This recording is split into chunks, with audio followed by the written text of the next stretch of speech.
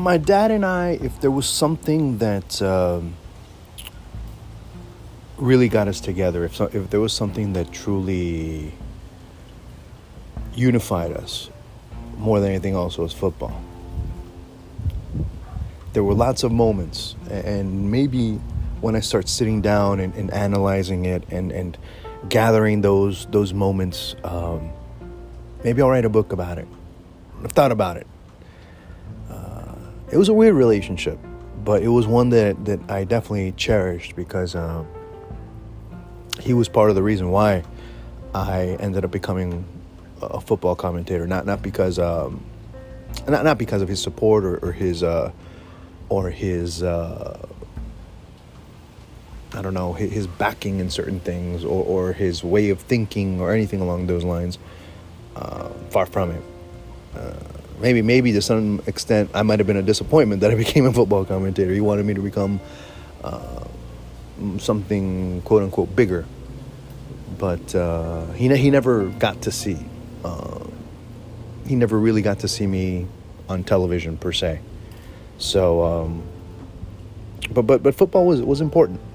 I mean, there were lots of moments that we shared going to the football stadium. There were many moments that going to the football stadium kind of galvanized my beliefs over certain things, both positive, maybe negative, I don't know. But there were lots of moments that helped our relationship. And I think that's a great thing, because there was something that really put, that made me cherish those moments to this day. To this day, if there was something that I enjoyed, I loved going to the pitch with my dad. I loved going to the stadium with my dad. Whether it was a friendly, whether it was, a Copa Libertadores match, whether it was the Olympics. I went to the Olympics with my dad. And the one thing I did lament not being able to do is going to the World Cup with my dad, and I really felt it when Colombia played Greece. Hell, many did. Many. Because you saw many looking up. And so one of those moments ended up being, and I think that's one of the moments that I end up remembering with my dad. That it was the most random of moments, I guess you can say, or if it would have been in another place, or if it would have been another time of day, it would have been a bit more emotional, I guess. But obviously, with the World Cup being played in Italy at that time, and of course the time difference and everything else that goes with it, you end up cherishing it more. And it wasn't that my dad and I sat down to watch the game. It was that my dad was working. It was that my dad was working his ass off like he did all of his life, except for the last few years after he retired. But he had come and happened to be, it was during his lunch break, I remember. And, he'd come all sweaty, he was a mechanic. So he worked very hard, and he was just, on lunch break. And I was watching the World Cup because I just happened to be off from school. And he happens to come home, and they're playing the last 20, 30 minutes of the game. He was listening to it on radio at work, but it ended up being kind of a weird environment because not everyone was into football. And him listening to a game on radio just seemed kind of weird, especially, when you're surrounded by Cubans. At that point, they're like, eh? But anyway, he was still listening to the game, so he rushed back home during his lunch break and watch the final 30 minutes of the match. He's drenched in sweat. He's full of grease. There's nothing glamorous about being a heavy-duty diesel mechanic. And, the dirt and the grime and the rain and the sleet and the snow. Well, no, not in Florida, but you kind of get the point. And he got into it, as he usually did, but he got into it in silence. He wasn't one that was very expressive when it came to the game, but you knew that he was living the game inside like you could not imagine, especially with the national team. He lived and died every single moment, and you saw it. It was like an internal battle of sorts. When everyone was, oh my God, ooh, whatever noises come out of you when something almost happens or happens against your team, it was an internal battle for him because he wouldn't express much. He wasn't one that expressed much, okay? I say this because it was in June, my aunt had died in April. She had a pretty short but very painful battle with cancer, and of course she didn't make it through. And you saw him very steadfast, very silent, very stoic, not trying to show emotion is common with with Latino men. They're the ones that have to show strength, and strength means whatever you want to say. And we're watching that game, and Pierre Libarski scores in the 87th minute or something like that, and Germany, West Germany takes the lead. It was as if they just sucked the life out of him. It's just, What people don't understand is that Libarski goal just meant another shot that Colombians took in their lives. It was just another shot. It was another blow, yet again, and it was more than, it's always more than football, folks. If anyone that tells you it's not, they're full of it. They're full of shit. So, well, here we go again. And it's just another shot that he felt. It was another punch to the gut on top of all the other punches to the gut that the country, that society, my father personally, us as a family, we had a little less than a year before, one of my cousins was gunned down. Yeah. At a funeral. Some individuals came in and said, hey, everybody down. Where's all the men? They went, they put them head down, and they just executed them all. 19 people. So on top of the person that was being, that they went to their funeral to lend their final goodbyes to, you had to say goodbye to 19 other people. A little bit before that, I'm trying to remember timelines a bit. I might be off a couple of months here, before or after. I had a cousin of mine who got in a fight over a jacket. And a person came and slashed it up. And then they saw him in the streets again. And what ends up happening? Well, he gets caught in the streets again. And the person that had attacked him before saw him again. He points the gun at him, and my other cousin jumps in front of him and takes a bullet to the head. So all these things are happening to us, but on top of that, all the other things that were going on in 1990, 1989, all these other things that were going on, that's what ended up happening with this. With Colombia. I mean, the primary candidate that was going to win the elections in Colombia ends up getting shot. To this day, no one knows what happened or who ordered the execution. And you end up having this situation emerge. You end up having all of these things that happen in Colombia. I mean, I don't have to repeat them because everyone knows, or everyone has had an idea of what I'm talking about. So there's no need to delve into it, but at least to document it from your perspective ends up being something you can understand as to what was building up and what was there and what was going on individually, as a family unit, but more importantly, as a society that we were living through at that time. And then for that sequence, and you've seen it already, but,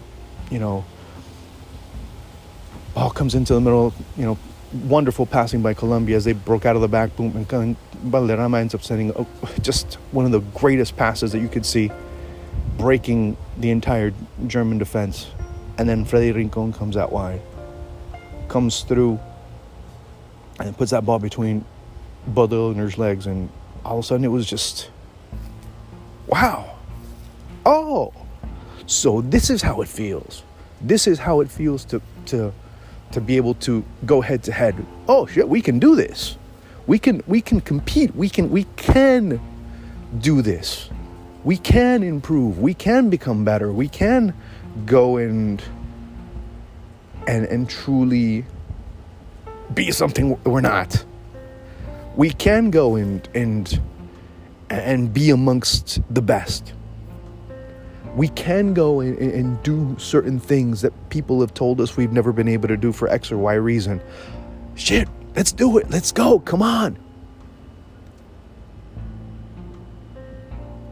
And at that moment, that's what we felt. My God, so we can do this. So that doesn't mean that we are whatever. It meant this. It means that. There's certain things that truly impact society. And in Colombia, it was that goal. Because for many, it was a change of mindset. It wasn't just, us getting lucky and getting a bounce here and there. It was, hey, we can do this. We can make this happen. We can turn things around. And that's what that goal meant. At that moment, my dad and I couldn't believe it. That he's wide open on the right. Oh my God. You know what's the first thing that many of us thought? I might have thought as well. He's gonna miss it, because that's the way we were designed, we were built, or we were conditioned to think, oh, he's gonna miss it. But he continues going. Wait, he's getting closer. That ball's gonna get taken away. Oh, he gets closer. He gets closer to goal. He gets closer to goal. Oh my God, he's gonna shoot, and then Ilgner's gonna save it, or he's gonna send it over, or something along those lines. But as soon as he went 5-hole, and that ball goes through, oh shit, that ball's gonna go in, so it goes crazy. My dad and I go and we jump, and I go and I hug my dad, and he starts crying.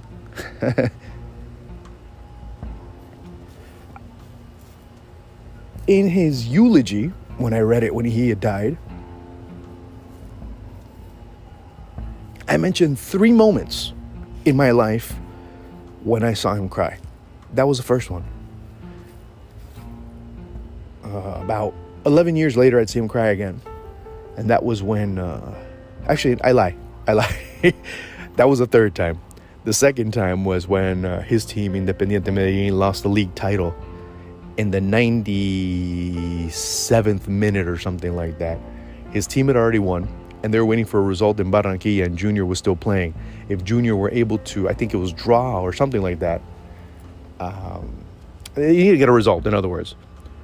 Medellin would become champions for the first time since 1958. And so the first time in almost 30 years that they're becoming league, actually more than that, like 35 years. I lie. And so he's waiting, and all of a sudden, Carlos Valderrama puts another through ball, ironically. And that time Junior, I forgot if they won or lost, I don't remember. But the goal, of course, ends up giving Junior the league title. The result at this point it escapes me, but that goal ends up giving Junior the league title. He cried. I mean, more of a sniffle than anything else. But then the third time was when Colombia won the Copa America.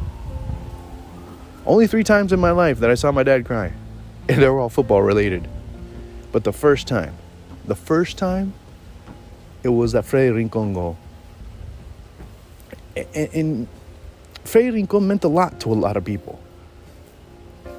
It was the sense of being able to overcome certain obstacles. And he did. He came from one of the most excluded areas in Colombia. I mean, Buenaventura is... I mean, when people say Buenaventura, they think it's just dancing parties and black people. which means that it's a poor area, extremely poor area. If someone says ghetto, I think it's luxurious.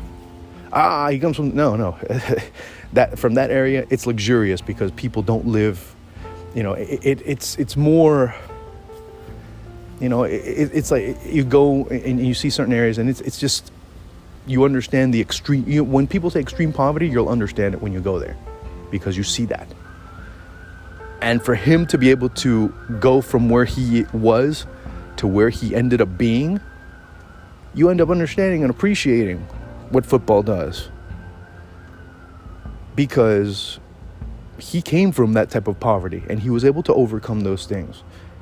And for a kid from there to be able to do that against Germany, nobody would have ever thought about that, much less, and let me be completely honest, much less a black kid. Nobody would have expected that from, and it's indicative of Colombian society more than it is, it's indicative of Colombian society, in addition to it being a compliment to what he was able to do through his career to be able to get into that position. And it's sad. It's sad to say that, but it's true.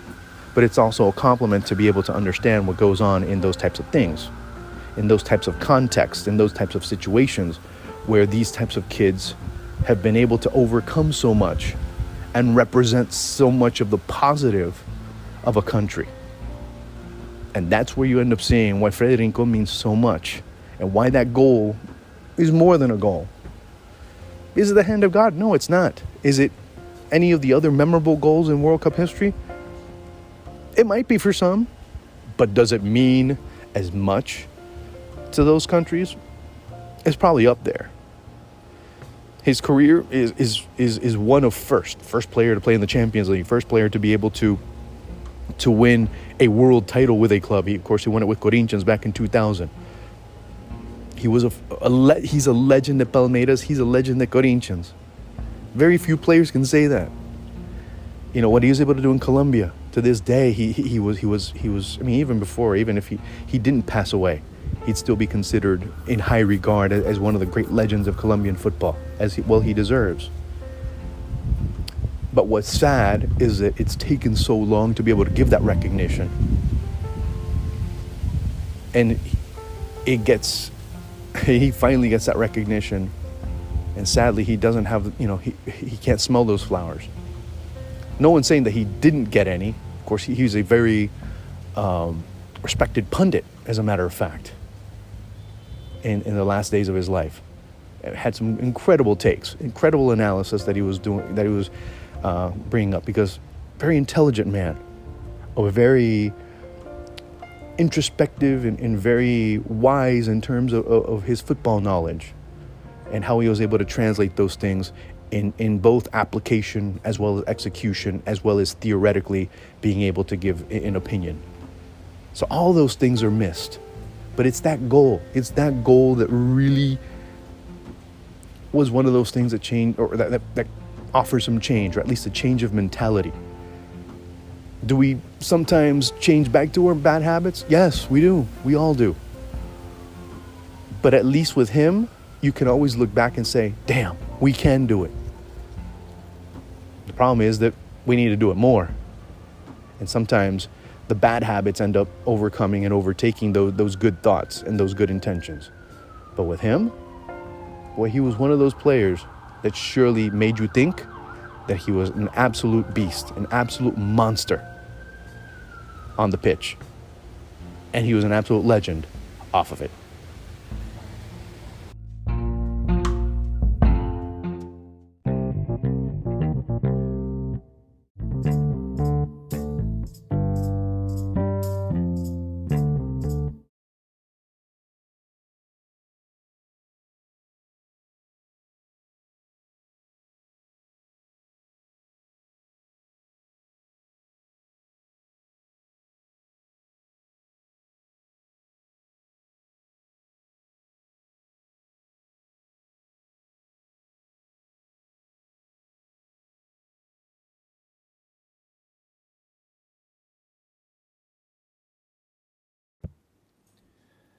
The more I think about it, the more I'm convinced. And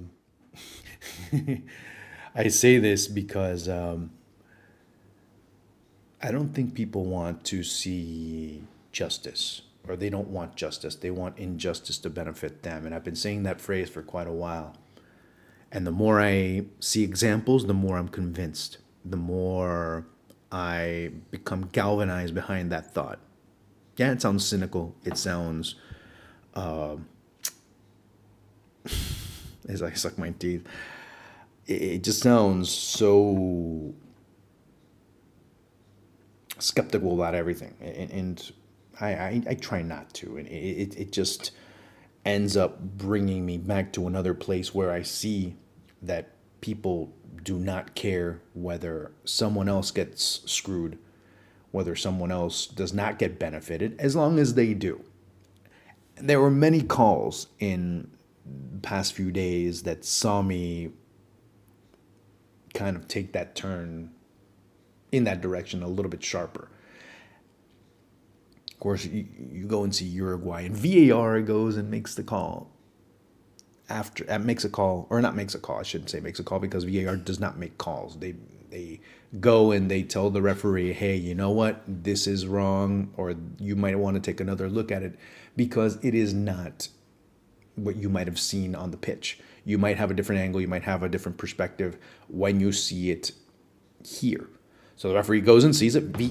The referee, in essence, becomes VAR, and they end up making a decision based on the information that they've been given in the video, or the evidence that they see, whether it's worthy of overturning or not, or there's enough evidence to overturn a call. So in this case, a Danubio player ends up falling in the area. He called a penalty on the pitch. VAR goes and turns around and says, hey, take a look. The referee goes, and the referee sees, nope.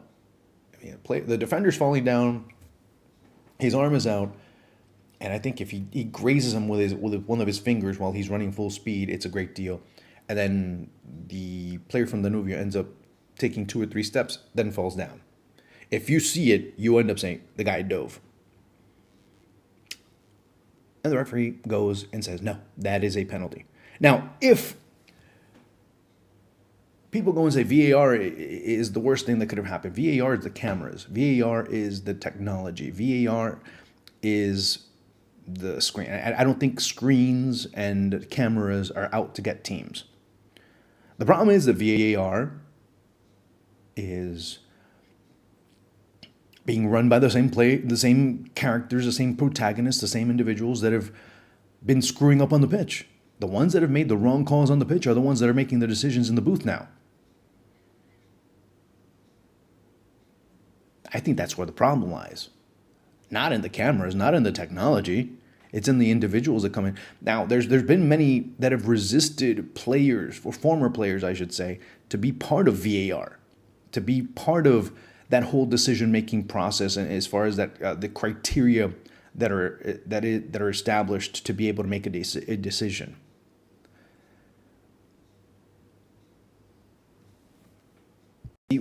People start confusing things in order to make certain agendas come through. People start confusing things so the status quo can remain if it benefits them and when it benefits them. That ends up being the big problem. That ends up being the big issue in all of this. When you start to see, oh, VAR didn't screw you over, man. The referees that have been doing things wrong, quote unquote, screwed you over. Because they've always made the wrong decisions. They've always had inconsistent decisions throughout. And I can tell you this because there's no such thing, apparently, if you start looking at Argentine football. And when you are part of the media day, and they say, hey, the criteria are still the same. It should be the same throughout. So then why is it that calls are so different from one game to the next, depending on the refereeing crew? Well, they have different interpretations, and for them, their interpretation is the only one. Now, will there be suspensions? Will there be reprimands? Will there be any type of consequence if they did not follow the criteria? and based it on their own individual interpretation. Look, I'm not looking at the results because, to be honest with you, if you look at, and of course, many have been talking about River and Boca and River, and yeah, they should. Now, are they talking about it in the way that needs to be talked about? And you'd have to go in on a case-by-case basis to be able to really go into that and delve into that a little bit deeper. But when you start to look at how things occurred, you start saying, hey, wait, there's two different criteria here for a very similar foul. One was not a handball and is not called a handball. Another one, a very similar play, ends up being called a penalty. So what gives? That ends up being the big problem. That ends up being where players and fans alike end up being, hey, and when you have these types of calls being made, it naturally is going to raise suspicion. So-and-so is being screwed over. So-and-so is being benefited. Are they? Not necessarily so. Because if you look at the arguments that were established by the teams on the pitch, it ends up being a totally different story. I mean, River did enough to be able to come back and win that match. They had enough merit. They played better. Boca didn't. Boca now 2 consecutive home games in league play where they had to depend on a penalty to be able to bail them out or not. Of course, we have to remember against Arsenal that they ended up getting a penalty call that you're like, what? That really was a penalty? I mean, it happens everywhere, but okay, well, the referee calls it, and in the era of VAR, it's going to be called, and it was. But that still didn't bail them out, because then 10 seconds later, after scoring, they end up getting scored on themselves. So, did that help out? No. Did they have enough arguments to be able to beat, to be able to go and beat Lanús? No. River did. Maybe a little bit more. They played better collectively, yeah. But that's not, I mean, if you want to base it on that one team was benefited, yes, maybe. But then at the same time, the team did create enough arguments to be able to win. The other one didn't. But that goes beyond that, though. It goes beyond that. It goes into, what's the problem? Is it really VAR? I don't think it's VAR. I don't think VAR is the problem. I think the problem is the people that are running it.